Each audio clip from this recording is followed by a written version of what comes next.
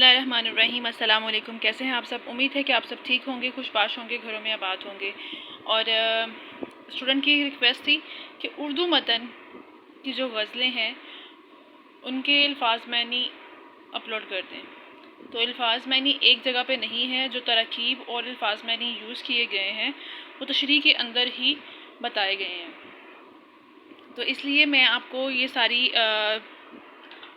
جو اشعار ہیں ان کے وہ میں آپ کو شو کر دیتی ہوں۔ اور کچھ اسٹوڈنٹس جو پوچھتے ہیں کہ تشریح کس طرح کی جائے، سنگل شعر کی جائے یا پھر ایک ساتھ جتنے بھی اشعار آپ کو آئے ہیں، اگر 3 اشعار آئے ہیں یا 2 اشعار آئے ہیں تو ایک ہی جگہ پہ کر دیں۔ بہتر طریقہ تو یہی ہے کہ ایک شعر آپ پک کریں، پھر اس کی آپ تشریح کریں، اور اس سے پہلے آپ جب پہلے شعر کی تشریح کریں گے تو اس میں آپ بتا دیں گے، اس میں تو بتانے کی ضرورت بھی نہیں ہے، لیکن آپ یہ ضرور کہیں گے کہ یہ اقبال کی غزل ہے۔ اس کے بعد آپ اس کی تشریح کرنا شروع کر دیں گے۔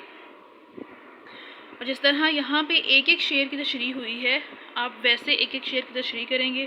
اس کے اندر اس سے ریلیٹڈ کوئی اشعار آپ کو یاد ہیں تو آپ نے وہ کوٹ کر دینے ہیں، چاہے وہ اقبال کے ہوں چاہے وہ کسی اور کے ہوں۔ اور میں پھر سے ریمائنڈ کروا دوں کہ آپ نے جو میں نے آسان 40 اشعار والی ویڈیو اپلوڈ کی تھی، پلے لسٹ میں ہے، وہ آپ نے ضرور کرنی ہے۔ وہی سارے اشعار جو ہیں وہ آپ تشریح میں بھی کوٹ کر پائیں گے اور کوشچنز میں بھی کوٹ کر پائیں گے۔ اور اس کی وجہ بتا دوں کہ سنگل شعر کی ہم تشریح کیوں کرتے ہیں۔ غزل کا ہر شعر جو ہے وہ اپنے اندر ایک الگ ٹاپک رکھتا ہوتا ہے، ایک اس کا الگ مضمون ہوتا ہے، اس لیے آپ ایک ایک شعر کی تشریح کرتے ہیں۔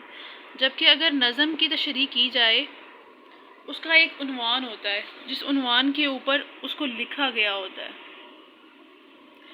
تو جب نظم کی تشریح کرنے لگیں تو یہ ہے کہ آپ سنگل شعر کی نہ کریں، ایک ساتھ کر لیں جتنے بھی آپ کو اشعار دیے گئے ہیں۔